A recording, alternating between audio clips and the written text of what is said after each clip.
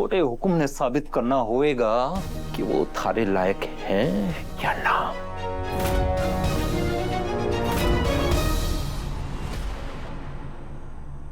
अब भी आवेगा मज्जा।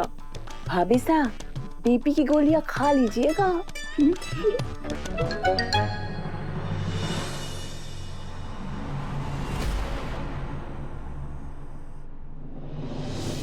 भाभी साहब, भाभी साहब, हमारे को आपसे एक जरूरी बात करनी है। सारिका भी यहाँ से चली जाओ, इसी में तुम्हारी भलाई है। अब भाभी साहब ने कैसे बताओ कि हमारी भलाई किस बात में है?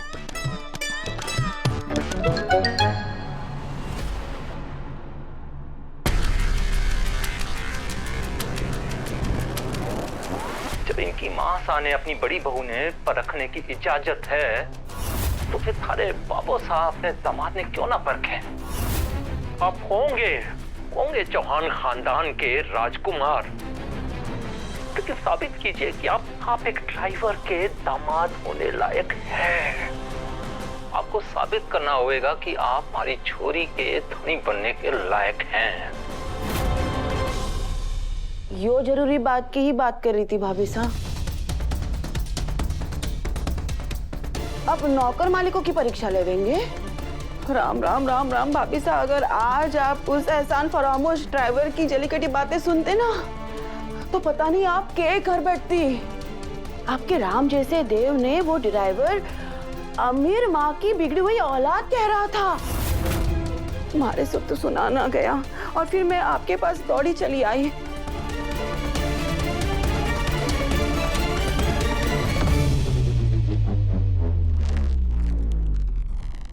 बाबू साहब, देव सर ने कोई अग्नि परीक्षा देने की जरूरत ना है।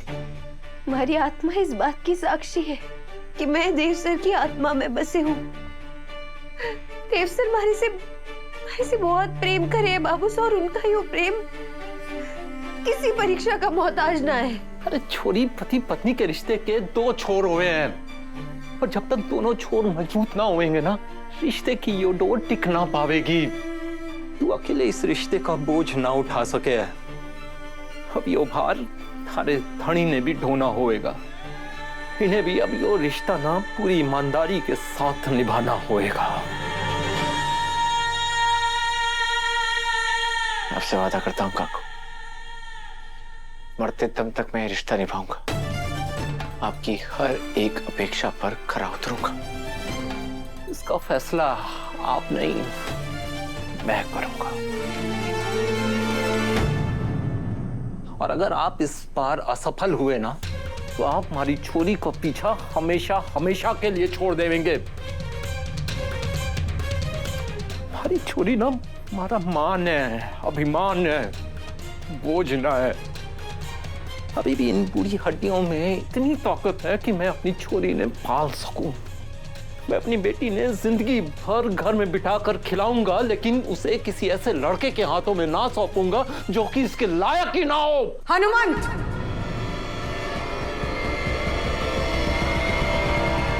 हमारे बेटे से इस लहजे में बात करने की तुम्हारी हिम्मत कैसे हुई? अपने मालिक के सामने नजरें ऊपर और आवाज ऊंची करके कैसे बात की तुमने? तुम हमारे बेटे की अग्नि परीक्षा लोगे?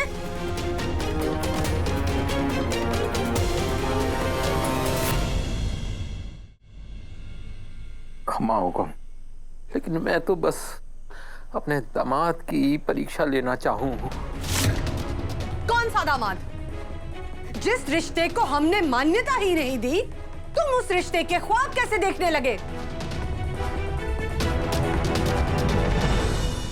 तुमने हमसे कहा था कि तुम वसुधा को गांव से यहां इसलिए लेकर आ रहे हो क्योंकि तुम उसकी शादी करवाना चाहते हो। हमें क्या पता था कि तुम हमारे ही बेटे के गले में उसे डाल दोगे, और वो भी जबरदस्ती। मासा, किसी ने कोई जबरदस्ती नहीं की है। मैं तो बस तुमसे किसी ने कोई राय मांगी है? और ये जबरदस्ती नहीं है तो क्या है? क्या हम यहाँ पे वसुधा का हाथ मांगने आए थे? क्या हमने इस रिश्ते को लेकर इससे कोई वादा किया था? तो फिर माफी चाहूंगा हुकुम, लेकिन जिस तरह एक माँ होने के नाते अपनी बहू को लेकर आपके कुछ अरमान हैं, उसी तरह एक बेटी का बाप होने के नाते हमारी भी अपने दामाद को लेकर कुछ अपेक्षा है। भाभी साहब, वसु जानकी की निशानी है और मैं जानकी की निशानी किसी ऐसे लड़के के हाथों में कैसे सौंप दूं जो अपनी पत्नी के लिए खड़ा भी ना हो सके। वैसे छोटे हुकुम की बातें सुनकर हमारे को उम्मीद भी ना है कि यो कभी हमारी अपेक्षाओं पर खरे भी उतर पाएंगे। बस यही बात मैं इन्हें समझाने की कोशिश कर रहा हूं। एक बार यो इस बात को समझ जाए तो मैं अपनी बेटी ने लेकर यहां से कहीं दूर चला जाऊंगा, हमेशा हमेशा के लिए। मैं ऐसी नौबत कभी आने नहीं दूंगा काकू। आपको जितनी परीक्षा लेनी है ले लीजिए। आपको यकीन दिलाता हूं, जब तक मैं सफल नहीं हो जाता, आपकी हर एक अपेक्षा पर खरा नहीं उतरता, मैं हार नहीं मानूंगा। और अभी आपको मेरी बातों पर यकीन हो या ना हो, लेकिन मैं वसु को आपसे जीत कर ले जाऊंगा।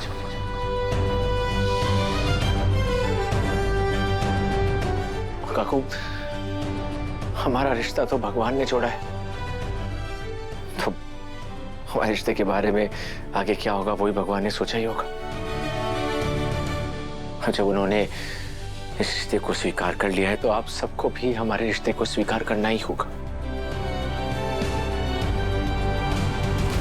आपके लिए तो आपकी माँ सा ही भगवान है, और हमारे को उम्मीद ना है कि आपकी माँ सा कभी इस रिश्ते ने स्वीकारेंगी। इसलिए हमारी नसीहत मानिए और हमारी छोरी का पीछा छोड़ दीजिए, क्योंकि आप हमारे से हमारी बेटी ना जीत पाएंगे।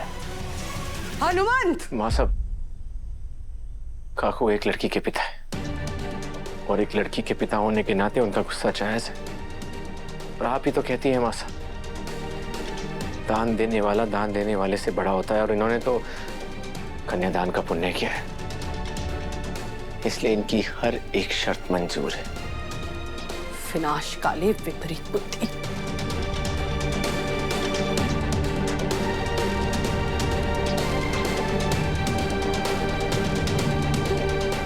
बेहतर होएगा छोटे हुकुम, आप भी यहां से चले जावें। बाबू साहब,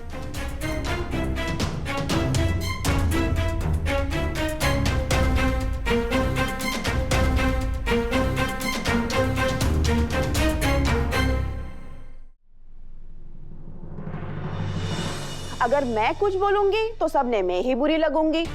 मैंने 100 बार कहा था भाभी साहब, इन नौकरों ने इतना सम्मान मत दीजिए, मत दीजिए। देखा, खुल गया ना मुंह, वो भी आपके सामने।